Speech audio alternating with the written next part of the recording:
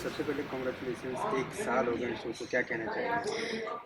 बहुत बहुत thank you बोलना चाहूँगी अपनी पूरी टीम के तरफ से, सारे ऑडियंस को जिन्होंने हमें इतना प्यार दिया है, इतना सपोर्ट किया है कि हम आज इस माइलस्टोन को पार कर पाए हैं। एंड और मतलब हम अभी भी उनके उनके तरफ से इतने सारे हमें मैसेजेस और कमेंट्स आते हैं कि हमें ऐसा लगता है कि आज भी हमारे शो को मतलब उतना ही प्यार दिया जा रहा है जितना डे वन से दिया जा रहा था। So very very thankful to them. First day का शूट और आज तक की जो जर्नी है, क्या कहना चाहेंगे? देखिए शूटिंग में कहते हैं ना कभी काम कम नहीं होता तो पहले दिन से भी हम उतना ही मेहनत कर रहे हैं, आज भी उतनी ही मेहनत कर रहे हैं।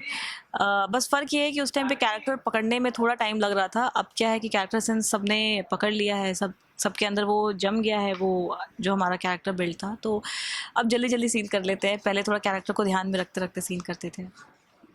अब तक में कोई एक हैप्पी मेमोरीज आपकी इतने दिन में कुछ? वैसे तो बहुत सारी मेमोरीज़ हैं। सबसे पहले तो मैं बोलूँगी कि जो हमारा प्रोमो शूट था सबसे पहला, वो सबसे हैप्पीएस्ट मेमोरी था। वो एक्चुअली ऐसा था कि हम लोग बारिश के टाइम पे वो प्रोमो शूट करे, तो पूरा एक्सटीरियर दही हांडी का पूरा प्रोमो था जन्माष्टमी का। तो वो कुछ कुछ करके ना बारिश हो जा रही थी, हो ही नहीं पा रहा था, तो वो अगले दिन भी नहीं हुआ, फिर अगले दिन भी नहीं हुआ।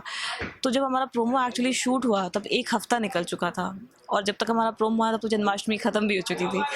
तो वो एक बड़ा मेमोरेबल इंसिडेंट है कि भाई जब जाओ बारिश, प्रोमो शूट ही नहीं हो पा रहा। हमने कुछ 6-7 शायद 8-9 एपिसोड भी शूट कर लिए थे और प्रोमो ही नहीं शूट हो पा रहा था। तो ये एक मेमोरी है जो कि अभी तक याद है। ये शो जब आपको ऑफर हुआ था तो क्या मतलब क्या लगा था आपको कि कितना लंबा, फिर कितनी जनवरी? एक्चुअली देखिए, कोई भी जब काम हम लेते तो एक लेवल पे इनसिक्योरिटी तो होती है, नॉट बिकॉज आपको अपने काम पे शक है या आपको पता नहीं है कि क्या करना है। वो इनसिक्योरिटी ये होती है कि आपका काम पूरे पूरे ऑडियंस पे बेस्ड है, क्या ऑडियंस पसंद करेगी या नहीं।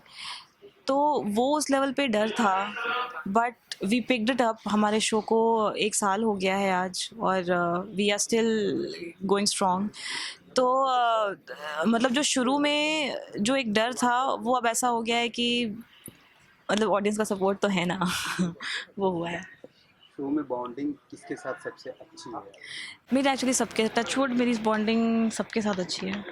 1 मिनट, टचवुड मेरी बॉन्डिंग सबके साथ अच्छी है, और मैं कभी चाहूँगी भी नहीं कि मेरी ये बॉन्डिंग किसी के साथ भी बिगड़े। अगर बिगड़े भी तो मैं कोशिश करूँगी कि मैं ही वो सबसे पहली इंसान हूँ जो कि इस चीज़ को सही करे।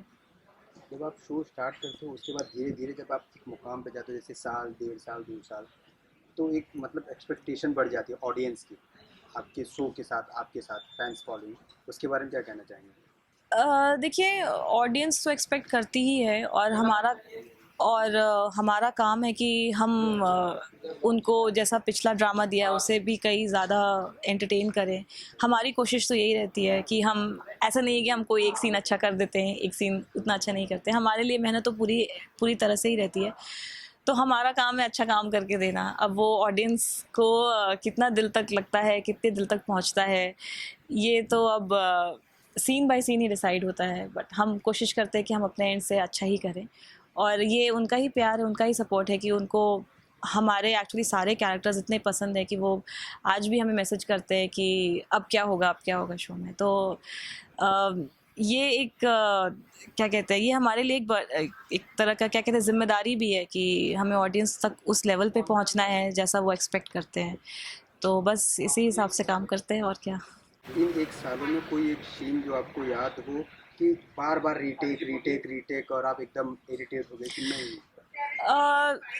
इरिटेट तो मैं उतना नहीं होती, एटलीस्ट काम को लेके तो मैं उतना वो नहीं हूँ, सीन को लेके मैं उतना इरिटेट नहीं होती। हाँ, बट ऐसा कभी कभी होता है ना कि कुछ सीन ऐसे होते हैं जो कि आप प्रिपेयर करके आते हो और अच्छे से पढ़ के भी आते हो, लेकिन वो एक पॉइंट होता है जहाँ पे आप अटक जाते हो, और वो टाइम ऐसा होता है कि वो पता नहीं, लाइन दिया फिर गलत बोल दिया, फिर लाइन दिया फिर गलत बोल दिया। तो वो है कि वो मेरे में है कि मैं कहीं अगर एक जगह पे अटक जाती हूँ तो मैं अटक ही जाती हूँ। फिर मुझे ऐसा लगता है कि यार बार बार मैं अगर कोने में बैठ के सीन पढ़ूँ ना, तो फिर एक पॉइंट मुझे लग जाता है कि अरे यार मैं अटकूंगी, इससे अच्छा आप लाइन दे देना, मैं कर लूँगी। तो मतलब सीन वाइज मैं इरिटेट नहीं होती, मैं इन चीज़ों से इरिटेट हो जाती हूँ क्योंकि ऑब्वियसली मतलब एक सीन खत्म हुआ, फिर दूसरा सीन, फिर दूसरा सीन खत्म हुआ, तीसरा सीन, तो वैसे में वो एक पॉइंट आ जाता है जहाँ पे जिसको कहते हैं ना सैचुरेशन पॉइंट, तो उस पॉइंट पे मैं आके अटक जाती हूँ। बट ऑब्वियसली अब काम है तो करना ही है और कर भी देते हैं।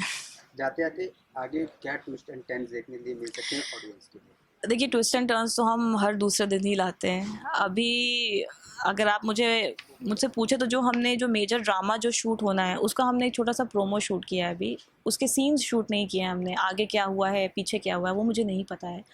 बट हाँ ये है कि मैं एक ये बोल सकती हूँ कि वसीयत को लेके एक जो फैमिली में फ़ाइट होती है, मनमुटाव होते हैं, उसको कई लोग ठीक भी कर पाते हैं, लेकिन कुछ ऐसे सिचुएशन हो जाते हैं कि वो ठीक नहीं भी हो पाते हैं। तो उसी को लेके एक फैमिली के अंदर में ही, और ये हर फैमिली में होता है, तो उसी मेजर ड्रामा पे अभी हम लोग खेल रहे हैं। और सीन्स शूट नहीं हुए हैं उससे रिलेटेड, बट प्रोमो शूट हुआ है।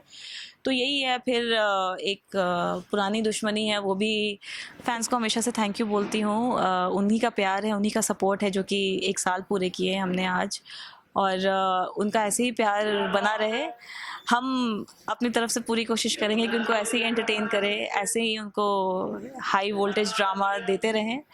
एंड बस हमारे हक में इतना ही है। अब आप हमें प्यार दें, भर भर के प्यार दें।